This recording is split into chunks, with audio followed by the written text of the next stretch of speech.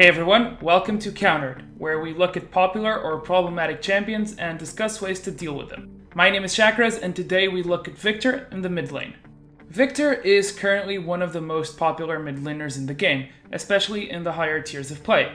He's a very versatile pick that doesn't have too many counters, making him an all-around good pick. That said, he doesn't win all the matchups, so let's begin with what you can pick against him right from Champion Select. LeBlanc is one of the best against Victor. Her high burst in the early to mid-game stages of the game is very strong, and Victor has to delay his Abyssal Scepter rush to get at least one hex core upgrade, imperative so he can wave clear. Aside from this, Victor can't really ever catch LeBlanc in his gravity field, as she has distortion to move out of it. She is also fantastic at facilitating ganks. In a gank situation, the combined burst from her and her jungler is usually enough to net you a kill most of the time, so she can easily snowball the matchup if she has pressure. Once the advantage is there, it's easy to win by either solo killing him again or out-pressuring him and finding roam opportunities.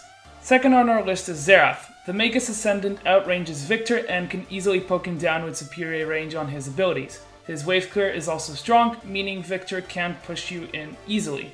This may seem pretty basic, but simply outranging him renders Victor's Q useless in most trade, and his E, Death Ray, becomes much easier to dodge if you keep your distance. With access to a stun and a powerful slow, it's also easy to set up ganks as Xerath, which can enable advantages from early on.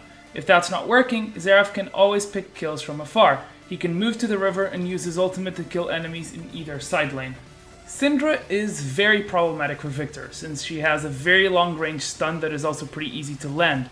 Trading post level 3 is extremely hard to do, as walking too close to cast a Death Ray or a Siphon Power can easily result in getting hit by her full combo. As the levels go by, it doesn't get any better for Victor. Syndra's wave clear is stronger early on and is still just as good as his after he gets his Death Ray augment. Once she gets to level 6, Victor is completely zoned from contesting minion waves, as she can easily combo him down from 100 to 0 with a strong spell rotation and ignite. After Morellonomicon completion, it even gets better for her. Syndra's cooldown goes down by quite a lot, and her mana pool allows her to go for multiple spell rotations, allowing her to be more dominant in lane.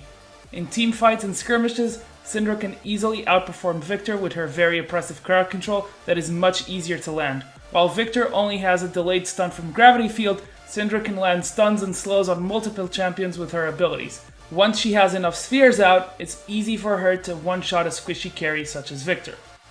Last but not least is Zed. Now Zed is a bit of a trickier matchup, especially if the Victor knows what he's doing. But even though he's an assassin, Zed has the advantage of having strong wave clear through Shadow Slash and Razor Shuriken, which allows him to stay in lane during the tougher parts of the matchup. Victor has an advantage in early trades. His Siphon Power gives him a shield that allows him to mitigate Zed's damage, meaning he can win trades if he hits Death Ray and Siphon Power together. After level 6, Zed can start to look for opportunities to kill, especially if Victor doesn't have exhaust. Victor will never be able to counter Zed's all-in. Gravity Field stun is too delayed, and while it might deter Zed's all-in, it will never catch him. Also, remember that Exhaust has a higher cooldown than Deathmark, so you can ult to force him to use Exhaust, and then abuse the window of time where it's down.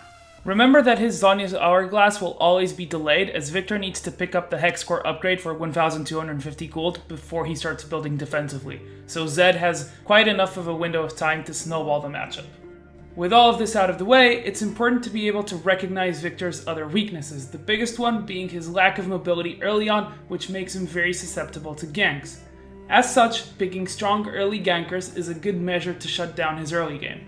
Elise, Gragas, Rek'Sai, or Jarvan are all strong gankers that can easily force Victor's flash or just straight up kill him, as they have good damage allied with strong hard CC abilities, so consider picking them up if you want to punish him in lane.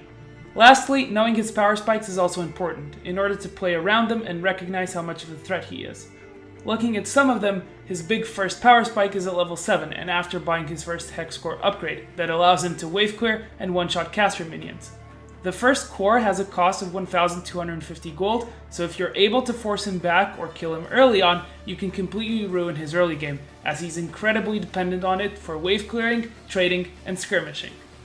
Itemization-wise, arguably his most important item is Rylai's Crystal Scepter. Granting a slow to all of his 3 damage skills gives him incredible teamfight control and good chase and kiting potential, so if he has finished the item, be wary, as one spell hit may just be enough to catch you out and perma-slow you.